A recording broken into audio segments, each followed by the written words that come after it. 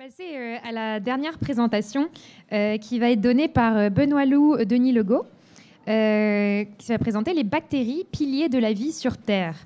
Benoît Lou est titulaire d'un bac en microbiologie et étudiant à la maîtrise dans le labo de Frédéric Pitre à l'Institut de recherche en biologie végétale situé au Jardin botanique.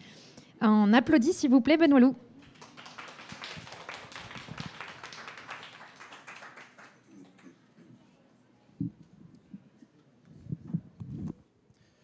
Bonsoir tout le monde.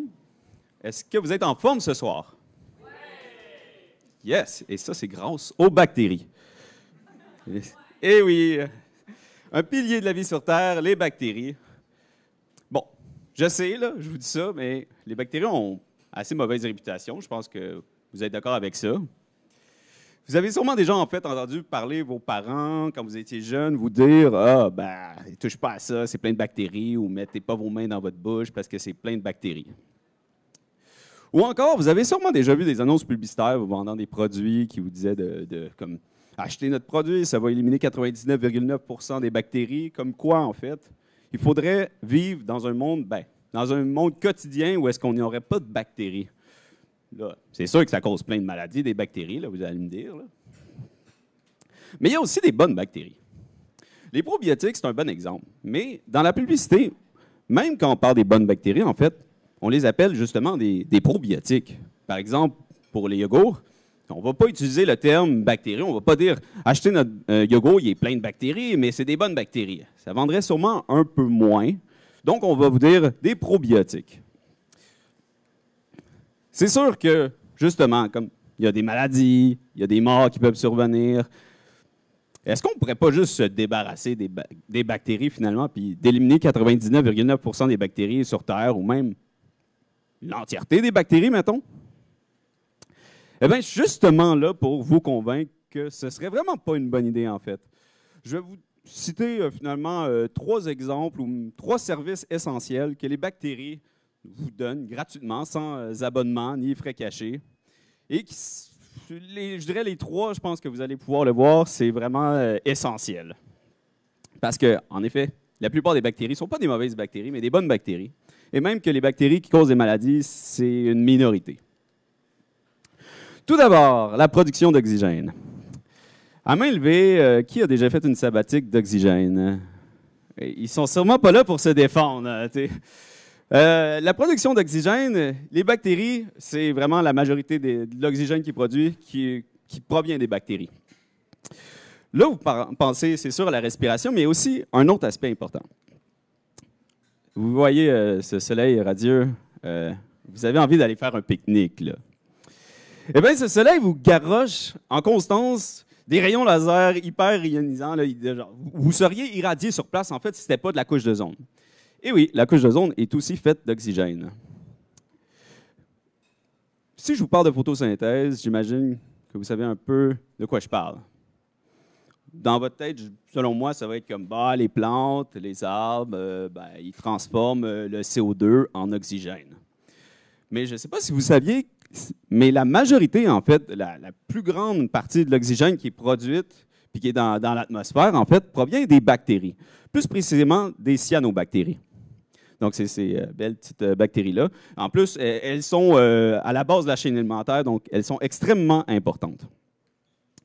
Ce qui fait en sorte que l'oxygène s'accumule dans l'atmosphère, sature les terres et les eaux et fait qu'on a une belle couche d'ozone. Alors, vous êtes ici, vous n'avez pas besoin d'avoir une protection contre les rayons laser et vous pouvez respirer aussi. Et en plus, vous pouvez faire des barbecues parce que si vous n'avez pas d'oxygène, vous ne pouvez même pas faire de feu. C'est quand même drôle de se dire, il y avait une époque où est-ce qu'il n'y avait pas de feu sur Terre.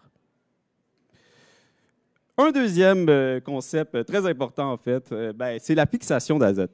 La fixation d'azote, c'est vraiment essentiel parce que même s'il y a beaucoup d'azote dans l'atmosphère, en fait, l'atmosphère, puis même ici, en nous, il y a plein d'azote, c'est en fait 78% de l'air ambiant qui est composé d'azote, eh bien, elle n'est pas utilisable par les organismes vivants et c'est vraiment la fixation d'azote qui permet l'entrée de l'azote.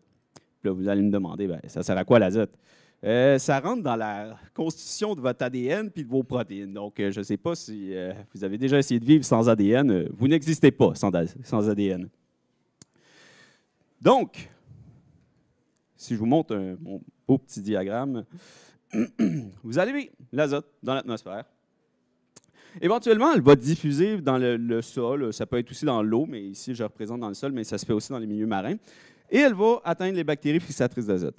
Ces bactéries-là vont prendre l'azote dans l'atmosphère, qui n'est pas disponible, et vont le rendre disponible dans des formes assimilables par les formes de vie, comme les plantes.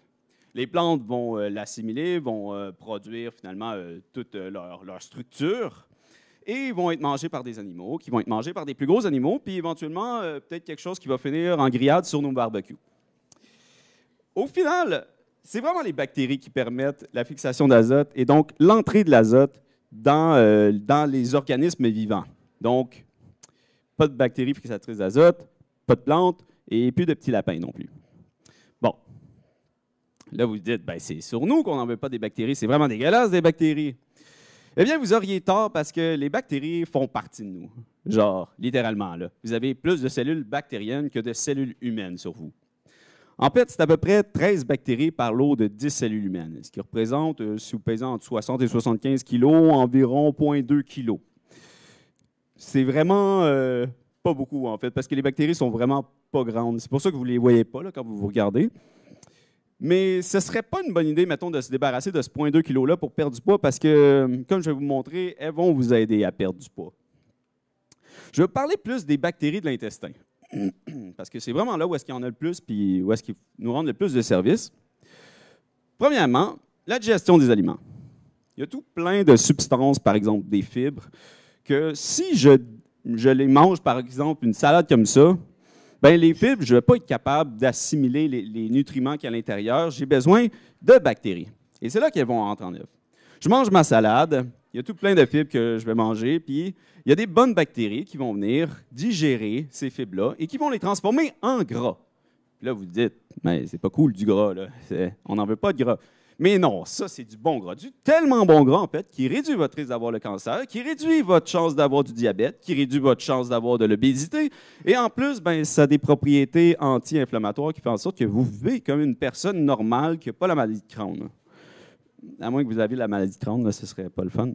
Mais si vous en connaissez, c'est vraiment c'est assez intense comme maladie. Donc, très utile. Un deuxième point, les vitamines. Il y a deux groupes de vitamines qu'on a besoin. On a besoin des bactéries, en fait, pour nous fournir deux groupes de vitamines, la vitamine K et les vitamines du groupe B. Les vitamines du groupe B, c'est ce qui vous donne des beaux cheveux et des beaux ongles, notamment dans les shampoings, les choses comme ça. Puis aussi, ça, accessoirement, ça vous permet de ne pas devenir fou, parce qu'une carence en vitamine B peut causer des troubles neurologiques sévères. Dernier point, le meilleur pour la fin. Avez-vous déjà entendu dire que votre intestin était votre deuxième cerveau? Oui, hein, c'est quand même tendance ces temps-ci. Mais en fait, ça fait plus référence aux bactéries de l'intestin qu'à votre intestin en tant que tel. Et non, c'est pas, ça ressemble un peu à un intestin et un cerveau. C'est plein de genre de tubules qui passent partout ici et là. Mais pour de vrai, c'est les bactéries. En fait, on s'est rendu compte que les bactéries de l'intestin sont en étroite communication avec le cerveau et qu'elles agissent sur tout plein de métabolismes, sur la satiété, sur la digestion et même sur votre humeur et votre réponse au stress. Quand même pratique avec un examen, ça. Donc, très utile, nos bactéries. Non seulement ils nous aident pour notre santé physique, mais pour notre santé mentale. Puis là, vous devez vous demander, qu'est-ce qu'il faut pour avoir des bonnes bactéries? Bien, l'alimentation, essentiellement, c'est une des réponses que je pourrais vous apporter, notamment si vous avez une alimentation plutôt végétarienne, avec plus de protéines végétales, bien, ça va accentuer la présence des bonnes bactéries. Ça favorise finalement leur établissement dans votre intestin. Alors que si vous avez une diète plus genre américaine, McDo et avec la viande, ben les bonnes bactéries vont pas trop vouloir rester, puis vous allez finalement pas avoir les bienfaits des bonnes bactéries. Donc vous allez être comme bonhomme baboune, là, genre un peu plus triste. Un autre point aussi, c'est les probiotiques que j'ai parlé un peu plus tôt. Bien, les probiotiques, justement, c'est les bonnes bactéries. Donc, ça leur donne une opportunité de s'installer dans vous si vous mangez des probiotiques. C'est sûr qu'il faut que l'alimentation en suive parce que si les bactéries arrivent puis comme ça sent le pet, ben, ils ne vont pas vouloir rester là. L'autre point aussi, c'est les antibiotiques. Les antibiotiques, j'imagine un peu, vous savez de quoi je parle. C'est des médicaments magiques que vous prenez quand vous avez un mal de tête ou n'importe quoi. Non, non, non. C'est qu'est-ce que vous devez prendre quand vous avez une infection avec, pour origine, les bactéries. Donc, une infection bactérienne. Parce que oui, il y a des mauvaises bactéries, je sais. Mais le problème avec les antibiotiques, c'est que ça vise un large groupe de bactéries et donc vous allez aussi affecter vos bonnes bactéries. Et à un certain point, il faut quand même garder ça en tête. C'est sûr que si vous avez une infection, votre médecin vous dit de prendre des antibiotiques, prenez-les quand même, mais il faut garder en tête que ça va aussi nuire aux bonnes bactéries et vous rendre malheureux. Un autre point aussi, là, vous pourriez aussi manger de la terre. Là, ça s'appelle de la géophagie et c'est un art culinaire presque perdu, mais que des gens pratiquent encore aujourd'hui, étonnamment, et les animaux aussi. En fait, ça consiste à manger de la terre pour que les bonnes bactéries qui sont dans la terre, en fait, aient la chance de faire un peu comme dans les probiotiques, s'installent dans vous. C'est juste que vous pouvez tomber malade aussi. Là. Il y a des bonnes bactéries, mais il y a aussi des mauvaises. Il y a quand même aussi des probiotiques qui existent, là, fait qu'on peut passer... Bon. Si on parlait des mauvaises, justement, 99%, plus de bactéries même, ça ne pourrait pas être un bon monde, un monde où est-ce qu'il n'y aurait plus de maladies, finalement? Est-ce que ce serait une bonne idée, finalement, de les éliminer, nos bactéries? D'après vous, hein, avec tout ce que je viens de dire, ah ouais, ce serait un peu apocalyptique, en fait. Imaginez, s'il n'y a plus de fixation d'azote, ben, il n'y a plus de plantes, il n'y a plus d'animaux. Nous autres aussi, on va manger quoi s'il n'y a plus de plantes et plus d'animaux? Je ne sais pas si vous mangez d'autres choses, du carton. C'est quand même complexe. Là, vous dites, ben, mettons que moi j'ai un bunker, là, mettons que je suis comme Elon Musk puis tous les géants de la tech, puis que j'ai une réserve de l'infini dans mon bunker de nourriture. Est-ce que je pourrais survivre? Les chances sont que vous seriez tellement mal en point parce que vous n'auriez plus de microbiote. Vous allez probablement mourir, en fait, d'une infection fongique, donc causée par des champignons, finalement, ou simplement fou d'une diarrhée. Là, c'est un peu à votre choix. Genre. Donc, ce serait vraiment pas cool, au final. Ce serait littéralement la fin de l'humanité. Ce qui veut dire qu'on ne va jamais connaître la fin d'Occupation Double. Et ça signifie qu'il n'y a pas juste des inconvénients, au final. Donc, c'était 3 services essentiels que nous donnent les bactéries gratuitement. Donc, finalement, production d'oxygène, une belle couche en plus de ça, une belle couche d'ozone qui nous protège des rayons laser du soleil, la fixation d'azote qui nous permet d'avoir des plantes, des animaux, et finalement, ben, les bactéries font partie de nous. Donc, ça serait un peu de se faire mal à nous-mêmes si on se débarrassait d'elles, puisqu'elles aident à notre santé physique et mentale. C'était tout pour moi. Je vous remercie, puis j'espère que vous allez voir les bactéries d'un autre œil. Nolou, ça marche. Est-ce qu'on a des questions sur l'apocalypse, les bactéries C'est bon. Je fais une suggestion non exhaustive à chaque fois dans les types de questions. J'ai un autre mythe que j'ai. Est-ce que quand on mange plus de mauvaises choses, de hamburgers, tout ça, nos bactéries se développent pour nous conseiller justement de manger le plus de hamburgers possible, ou quand on commence à manger juste des salades, on se dit ah là, nos bactéries se sont dit ok, il faut manger plus de salades, et vu qu'il y a une connexion entre les bactéries et le cerveau, on a envie de manger plus de salades. Ça, c'est un mythe que j'ai. J'en sais rien si c'est vrai. J'ai un autre mythe pour toi. Vas-y, dis-moi. Ben, j'ai rien vu par rapport à ça. Déjà, on a bien des genres de drogues naturelles, si on veut, qui existent, genre le sucre, le sel, et qui vont nous rendre accros, et le cerveau, le sucre, il capote là-dessus. Là, mais c'est comme ça pour tous les mammifères. Pour les bactéries, en fait, c'est plus qu'on observe qu'il y a des bactéries qui sont associées à une diète plus végétarienne, une diète plus avec de la viande ou des produits transformés, des fois aussi. Et cette diète-là, en fait, les bactéries qui sont dedans sont généralement associées à plus de problèmes de santé. Donc, c'est comme des grosses études qui vont évaluer plein de gens, puis ils vont s'apercevoir que finalement, le microbiote interagit un peu. Des fois, c'est une conséquence de la maladie, et des fois, ça vient aussi dans les causes de la maladie. Mais j'ai rien entendu, à mon sens, que les bactéries, mettons, nous contrôlaient puis nous manipulaient un peu comme ça. C'est plus parce qu'on a coévolué avec elles avant d'avoir des gros fast-food puis des animaux, de la viande qu'on peut manger partout, on mangeait plus une alimentation végétarienne. Et donc, on s'est habitué avec les bactéries. Ces bactéries-là, les bactéries avec lesquelles on a coévolué, ils sont plus habitués à cette diète-là, en fait. Une autre question là-bas. Ça, c'est la bonne élève du groupe.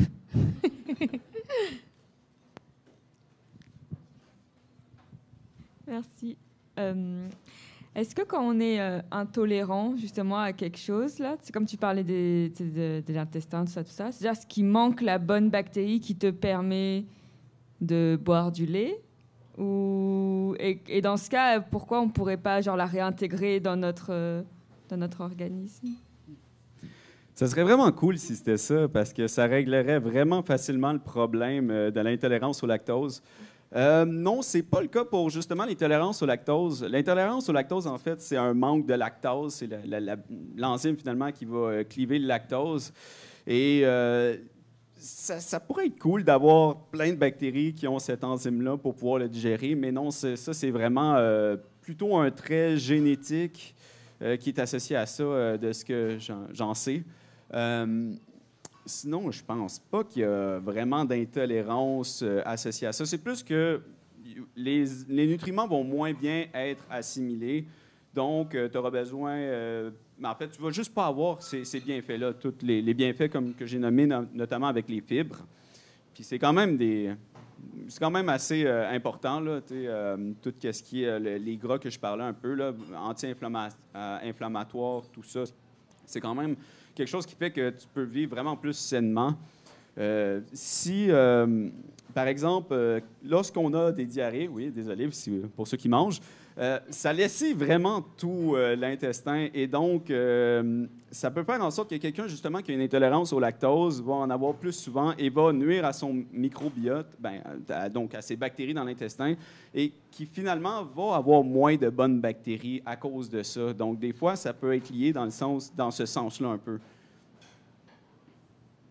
J'espère que ça répondait. Ouais. Merci pour ta présentation. Moi, je me demandais, est-ce que les bonnes bactéries vont aussi avoir un impact sur notre système immunitaire, vu que, dans le fond, ce système-là est là pour contrer, finalement, entre autres, les mauvaises bactéries? Puis si oui, c'est quoi cet impact-là? Oui, justement, ça, c'est une très bonne question. C'est vraiment... en fait, justement, ils vont réveiller notre système immunitaire, ils vont le stimuler. Notre système immunitaire, il est toujours extrêmement actif dans notre intestin. Il y a plein de choses qui passent là, et il doit toujours être sous une forme d'inflammation contrôlée, si on veut. C'est également comme ça qu'on va faire notre tolérance en mangeant des choses quand on va être petit. C'est là, par exemple, que si, disons, je mange des arachides en étant petit, la première voie, disons, le premier contact entre mon système immunitaire et les arachides, ça va être à travers mon estomac, plutôt mon intestin. Donc, le système immunitaire va se dire, hey, c'est quelque chose qu'on mange, donc c'est normal. Alors que si, mettons, que j'avais un bébé avec l'eczéma, puis là, que tu étendais du beurre de pinot dessus, ce serait un autre contexte inflammatoire qui n'est pas censé vraiment arriver, c'est-à-dire finalement sur la peau et non quelque chose que tu as mangé. Et donc là, le système immunitaire va créer, par exemple, les allergies aux arachides. Et donc, c'est vraiment important d'avoir ce contexte inflammatoire-là contrôlé avec des bonnes bactéries aussi. Les bonnes bactéries, non seulement elles vont prendre la place, par exemple, d'infections, de d'autres pathogènes ou de d'autres mauvaises bactéries, mais des fois, il y a aussi des pathogènes, par exemple, d'origine fongique qui peuvent s'installer et prendre la place. C'est pour ça, tantôt que je disais, si tu n'as plus de bactéries, eux vont prendre la place, puis ça va être un peu moins drôle. Mais ils vont toujours garder, finalement, le système immunitaire éveillé et ça va l'aider à, finalement, pas mal faire sa job, là. Merci beaucoup, Benoît Loup. On peut encore l'applaudir. Merci.